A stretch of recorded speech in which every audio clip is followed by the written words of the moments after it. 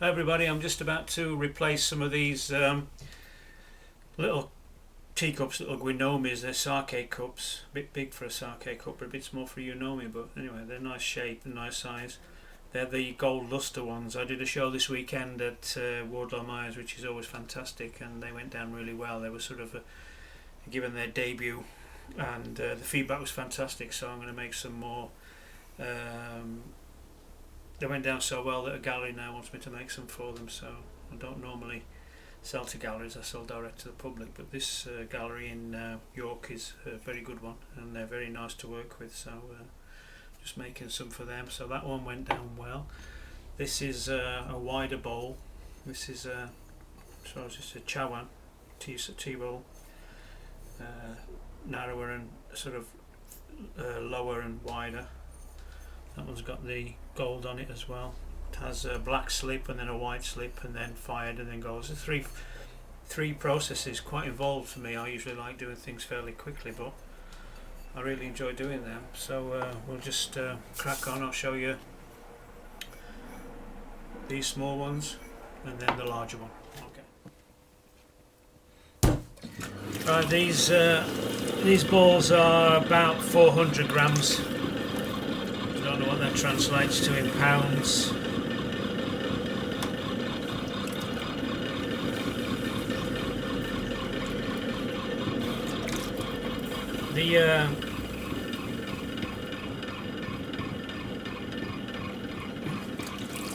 The show at Wardlaw Myers is fantastic. It's the last one, well, the last but one I'm taking part in this year. The last one I'm doing is a local one that I help run, Sheffield Ceramics Festival, which is about literally a mile and a half down the road. It takes 2 or 3 minutes to get there in the car, and that's me done for the year. I tend not to do any Christmas fairs. I don't make Christmassy style pots. What I will be doing is having an open day in December, first weekend in December, which these pots are going to be, some of these pots are going to go towards that, some are going to the gallery in York.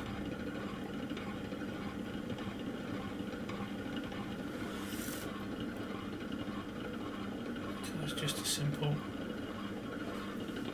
shape. I quite like that sort of bellied shape there. It lets it feel sort of fat and full, not too mean. Not like mean looking pots.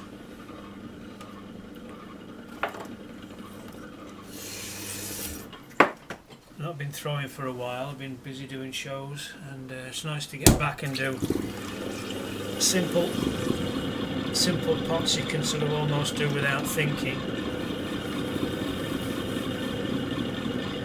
Mixed the clay up this morning and throw it all this afternoon.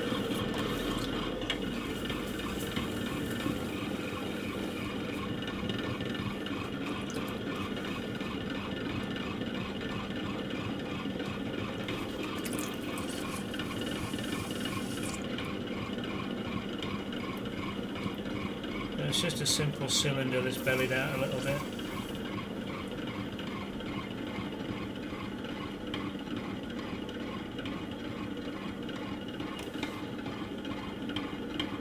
Using the webbing as a chamois leather.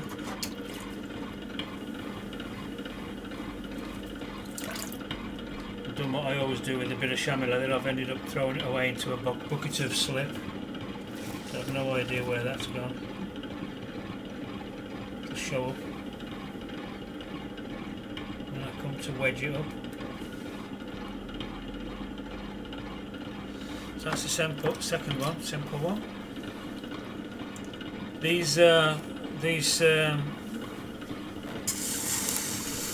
luster fired pots are now on the Etsy site. I just uploaded a couple, actually. I uploaded 4 and 2 of them went almost instantly, which is nice. I will be loading more on during the winter. But if you want to take a look at the exercise, it would be nice of you to visit it. The URL link is in the comments section below. Take a look. I post all over the world.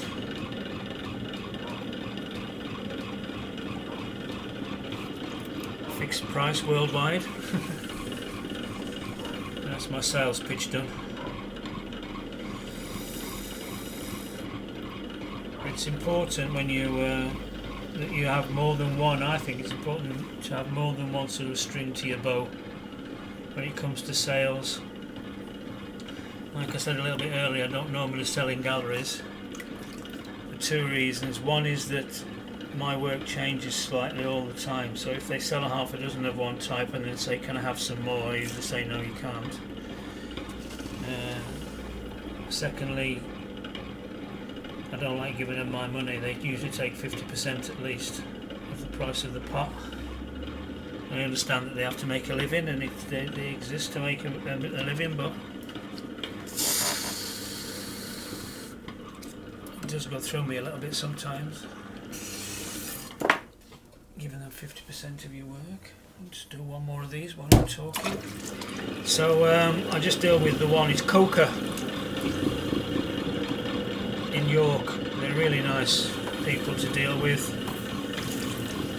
They display it really nicely, so I don't mind doing the work for them.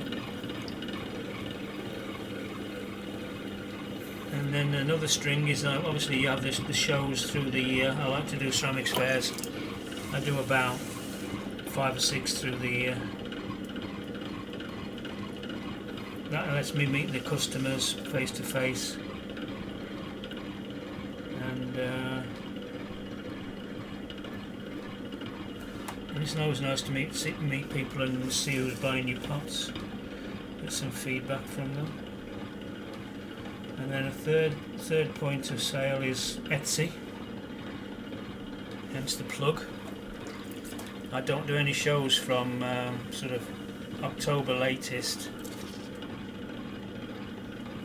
through till May next year, so obviously you've got to make a living and have an income.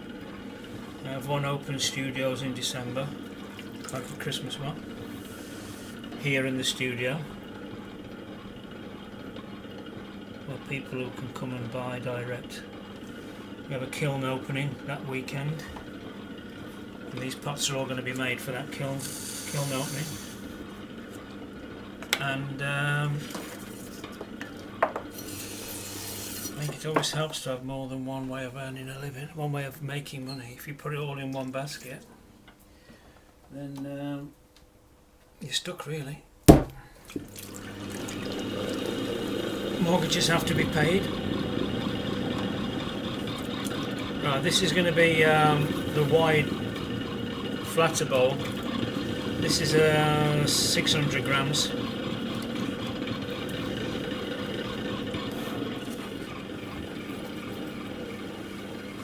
A few of these to go. These went quite well at the last event.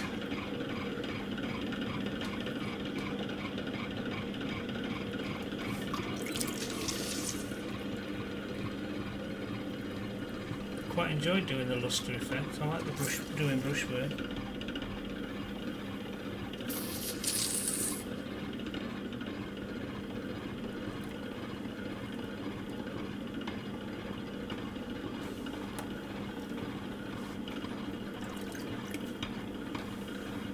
This is obviously going to have to be, it'll be turned. Once I've turned it, a foot ring in it, it then has a black slip put on it.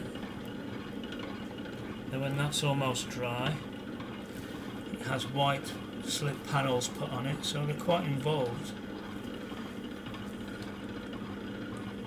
And once that's finished and all the slip is on, you biscuit fire it, and it has to be glaze fired. And then there's a third fire in for the lustre, so it's quite involved per bowl. I sometimes get queries from people looking at the price of pots, And why do they cost so much money? But the time and effort that goes into preparing clay, throwing the clay, adding the slib, turning the pots, biscuit firing them, electric has to be paid for, glaze firing, gas has to be paid for, then the luster firing. Lusters, gold luster is very expensive. A tiny little bottle costs about 80 quid. Little bottle of luster. It does last a long time, but even so. So that's that one done. So that's it. Like I said, check out the Etsy, please. It'd be nice of you to have a look at it. It's constantly changing.